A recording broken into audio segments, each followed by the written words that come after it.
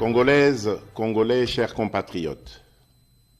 la date historique du 30 juin 1960, profondément ancrée dans nos cœurs, marque l'accession de notre pays, la République démocratique du Congo, à la souveraineté nationale et internationale.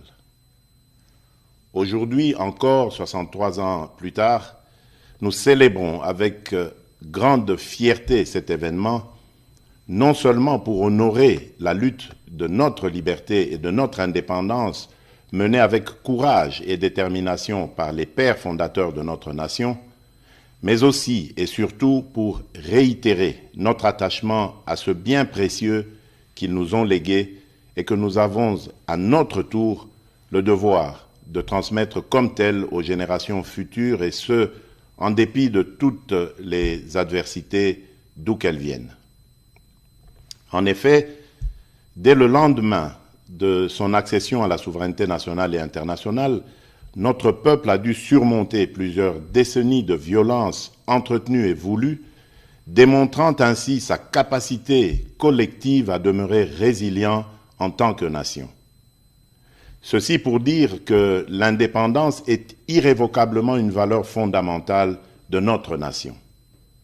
Elle nous garantit la capacité à façonner notre propre destinée. Elle est une quête incessante de liberté, de dignité, de justice et de souveraineté. Elle constitue le socle de notre identité nationale, notre cohésion sociale, car elle nous permet de mettre en valeur notre culture, notre histoire et nos aspirations profondes. Il est vrai que cette année, la célébration de notre indépendance est teintée de tristesse, car notre intégrité territoriale est menacée par une force d'occupation étrangère. Certains de nos compatriotes en ce moment précis à l'Est ne peuvent pas jouir de cette liberté que nous célébrons parce que victimes de l'oppression des agresseurs.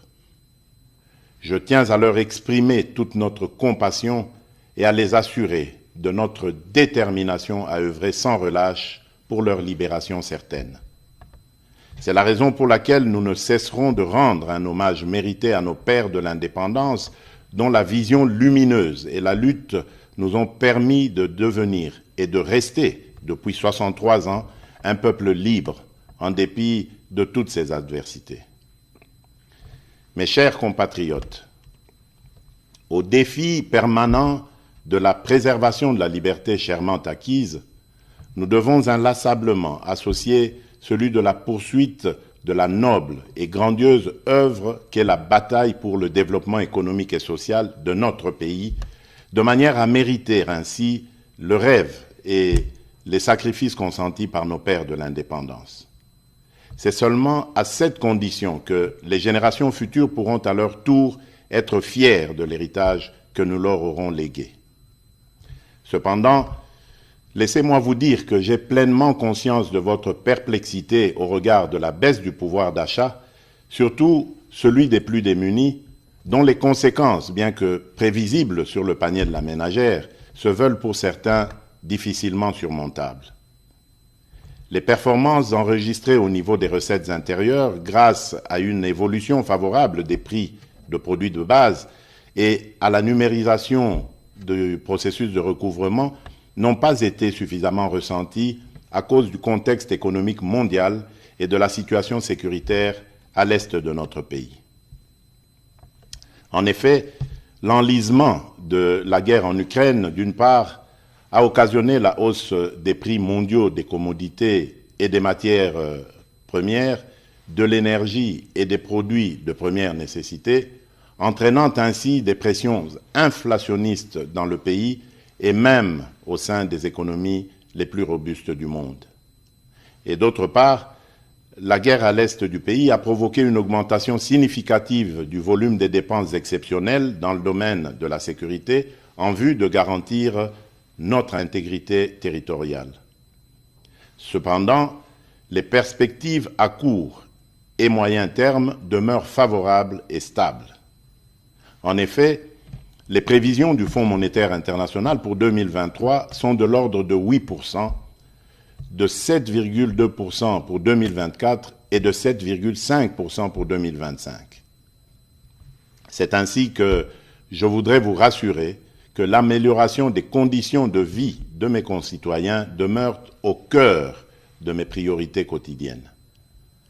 J'ai assigné au gouvernement de la République, sous l'autorité du Premier ministre et à la Banque centrale du Congo, la tâche particulière d'accentuer les efforts de stabilisation des paramètres macroéconomiques en vue de limiter au maximum les effets néfastes sur le panier de la ménagère, d'améliorer la gouvernance publique dans ces secteurs et de répondre autant que possible aux aspirations légitimes du plus grand nombre d'entre nous. Mes très chers compatriotes, au choc sus évoqué et que le gouvernement s'est ardemment employé à amortir,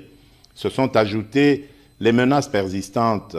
à notre intégrité territoriale et à la sécurité de nos populations et de leurs biens.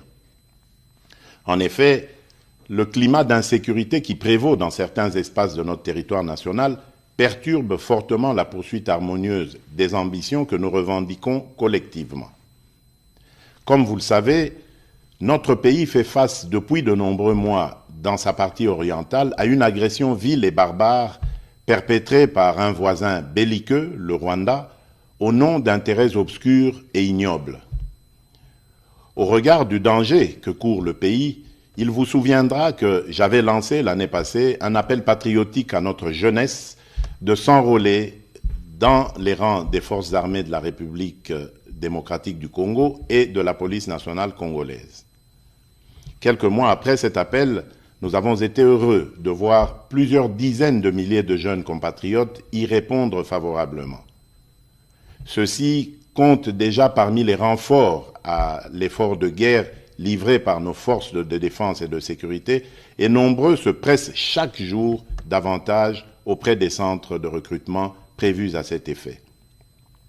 À cette occasion, je salue la bravoure de notre peuple qui, meurtri dans sa chair, ne se résigne pas pour autant et ne cesse de défendre avec une énergie inouïe l'intégrité de notre territoire.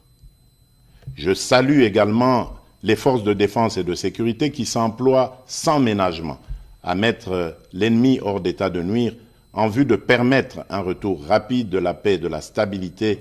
indispensable pour notre développement. Soyez convaincus que ce combat que nous livrons au quotidien pour sauvegarder notre souveraineté et notre intégrité,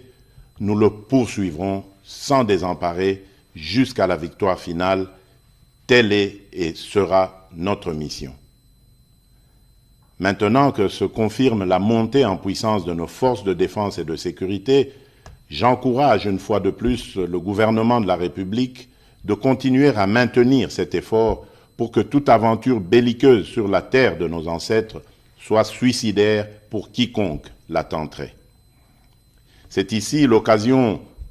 d'exprimer notre entière solidarité à toutes nos sœurs et à tous nos frères des territoires occupés par les terroristes du M23, lesquels frères et sœurs vivent présentement dans des conditions d'extrême précarité et dont la situation humanitaire n'a cessé de se dégrader à cause de leur éloignement forcé de leur milieu d'origine et des exactions subies.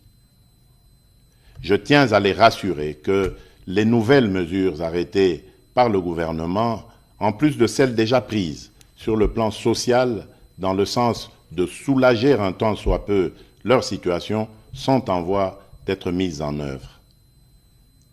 Mes très chers compatriotes, cette célébration de l'accession